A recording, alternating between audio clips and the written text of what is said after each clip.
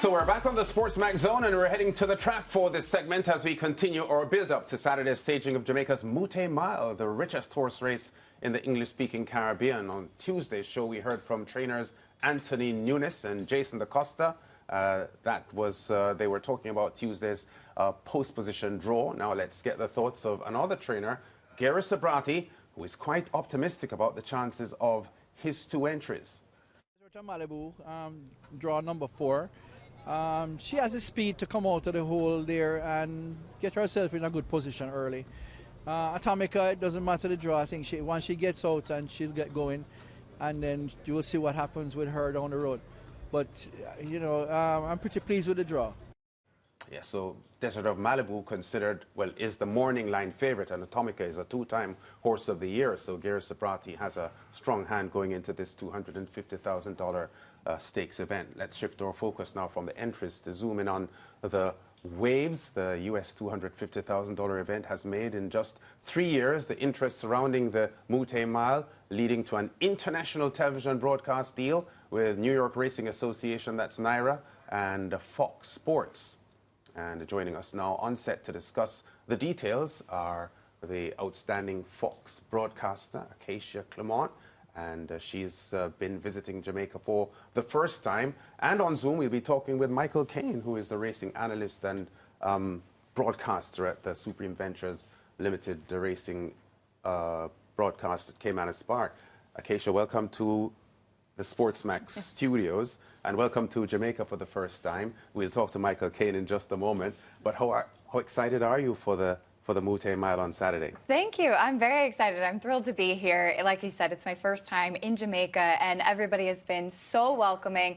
I've said this before, but really the best racing fans truly do come from Jamaica, and I'm not just saying that because I'm here, but we see it at our New York racetracks all the time. I used to work at Gulfstream Park as well, where there was a huge Jamaican presence, and so it's really an honor to be here. I met Solomon Sharp back at Gulfstream Park back in 2018, where he invited me to come for the races, and I'm so thrilled that it's finally come to fruition, and with the opportunity to cover the race on Fox. Well, Fox covered the 2023 edition of the Mouttet Mile, but you were in studio at Fox Sports tossing to the race. How did that feel, and how thrilled were you with what you saw?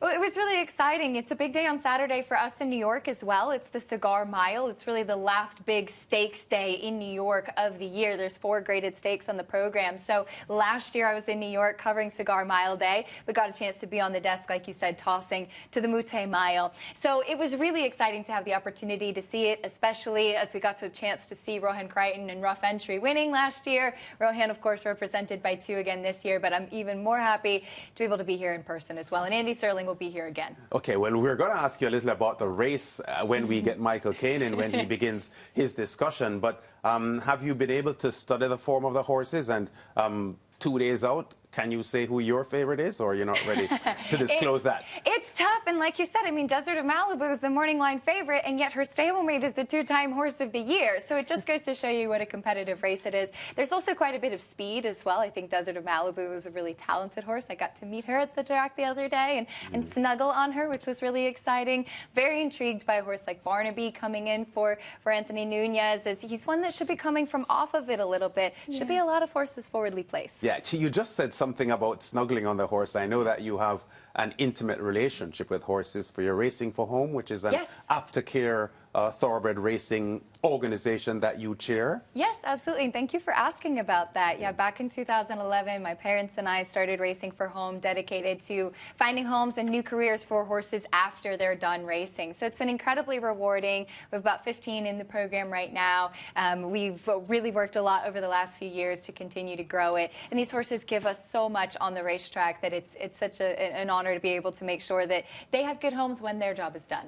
Yeah, and of course, it's always good when you love what you do. So your love for the horses translated into your job. We're going to welcome Michael Kane now. He is standing by on Zoom. Michael, welcome to the SportsMax Zone. Okay, so my producer just said, do we have him? All right, Michael, welcome to the show. Hello. Thanks for having me. Pleasure is all mine. Yeah. Hi, Acacia. Hi, Michael. Welcome to Jamaica. Thank you. Yeah, so Michael, let's start a bit by talking about the form of the horses. You know, we're getting ready. A lot of the betting public in Jamaica. Very, very excited. You know, they want to know where to put their money. What do you have to say to us this afternoon?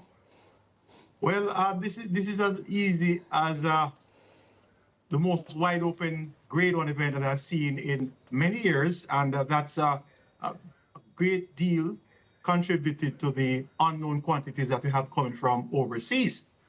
The likes of Tistock, there's Legacy Isle, and we have Barnaby as well. Even though we saw Barnaby once, we haven't seen the best of him yet, and there's also Commandant, and we have seen Pac Pace twice. So there are some multi-talented horses that are in the mix this year, and indeed that makes it that much more of an unpredictable event. But one thing's for sure, we're going to be getting classic performances all around, and we have the local bred Atomica, the two-time horse of the year. She's going to be in the mix as well. And as you spoke about her stablemate earlier, the Antipode's favorite, Desert of Malibu, who is quite talented, could have easily been 11 from 11 locally. She has passed the post in front, 10 out of 11 races. So she is indeed lightly weighted at 51.5 kilos. So things are looking quite favorable for a thrilling finish here. And notably, all 6 of the importees will have top weight 57 kilos, and we'll see the locals getting some significant allowances at the scale. So it's going to come down to a very tactical event on the part of the riders, as well as, of course, trainers' instructions. Yeah, and you know, Michael, a lot of people are putting emphasis on Legacy Isle. Can you talk to me about that, and what's your information on the ground?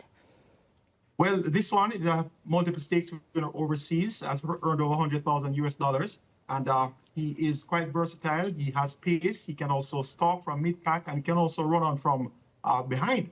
So he has carried himself at exercise fluently so far. He was in quarantine for maybe 3 weeks or 4 weeks, and he just came out of quarantine maybe a week and a half ago. Yeah. So even up to this morning, he cantered at exercise. So he has been going through the paces, getting his muscles ready, so to speak, and he's indeed expected to run a big race here. But just coming out of quarantine a week and a half ago, he's going to have to be a great horse to get the better of the best horses in the land here. Yeah, one of the storylines as well is the fact that, you know, the US-bred horses continue to dominate where the Mouttet Mile is concerned. Do you think, Michael, and I'm just going out on an arm and a leg here to ask you this, a local horse can walk away with the title this year? Well, in terms of the numbers, the numbers and the talent of the imported, they are unlikely to do so. And Atomica, of course, she's going to be the two-time horse of the year that will be expected to carry the flag of the local breds. But I point out to you, it has been what I consider to be a graveyard for her. She has made the Mouttet Mile twice, and on both occasions, she has run her worst races ever.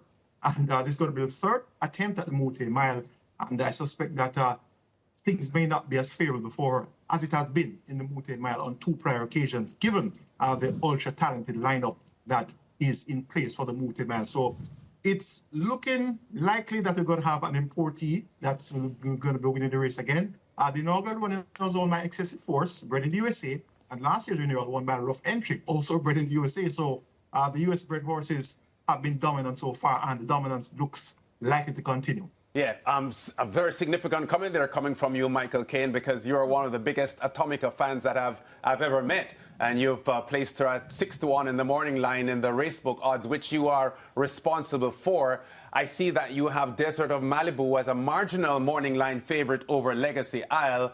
Can you just quickly explain how you arrived at that, although you've already stated how close things are? Yes, I arrived at that fact, given the empirical evidence, as I said. Atomica has been at the Mouttet Mile twice.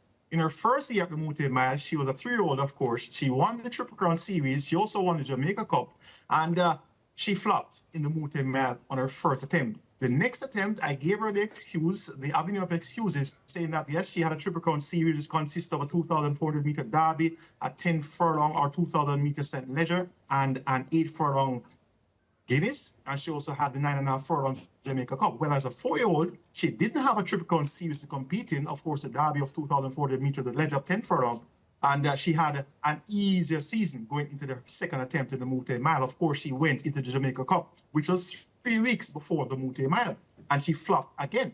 Now this year, she hasn't had a strenuous campaign, but she still competed in the Jamaica Cup, which turns out to be 4 weeks apart from the Mouttet Mile this time around. So she has sufficient time to recover, but the empirical evidence leads to her not being at her optimum best going into the Mouttet Mile after winning the Jamaica Cup. But I'm hoping that I could be wrong on that. As you know, she's my favorite horse to tip all time, but this time around, I've not tipped her, and I'm expecting a good performance, but nevertheless, I'm expecting her to be beaten by the importees. Yeah, and just quickly, just to be clear, your preference for Desert of Malibu as the morning line favorite over Legacy Isle is based on the fact that you have seen Desert of Malibu, and this mare has won 10 of 11 starts and is familiar with the track conditions? Exactly, that's precise, Lance. And indeed, the handicaps also have played a significant role in deciding. 51.5 kilos, that's what here getting 5.5 kilos from those unknowns. And she won the St. Elizabeth Distaff at her own attempt at a mile, and she did it in 1:38 and 2/5 of a second, winning by 5 lengths. And that was last season, her only attempt at a mile. So she has proven that she can get the distance. She'll be getting weight basically all around, and she'll be forward paced. And she has the right rider, Radish Roman. He's on fire right now. Yes. So whatever happens, I'm expecting Desert of Malibu to be the one to carry the flag of the domicile USA bred horses. Okay, Michael Kane, thanks for giving us your expert contribution to this discussion, and we'll talk again several times, I'm sure, before race time. Thank you very much, Michael Kane, for joining us. Wonderful. Pleasure's all mine. And Acacia, before we wrap this segment up, I know you enjoy your job because you love horses, and as a broadcaster, I guess it sort of was right up your street to be broadcasting horse racing. I'm really lucky that I was able to combine two passions together with this talking and horses. So I was able to put them both together. I've always loved sports, and like you said, horses are a huge part of my life. I still ride as well. My husband's an assistant trainer, so my whole life kind of really revolving around that a lot. My mother involved with horses, so it's really such a pleasure to be able to combine those together. And I've met the most wonderful people through racing along the way, and brought me to places in the world like Jamaica that I never thought I'd be able to go. That's exactly what I was going to ask you about, because you're a former Miss USA, which I guess the viewers looking on will understand. Miss Connecticut. I was in the top 15, so not quite Miss USA. You elevated me, so I appreciate that.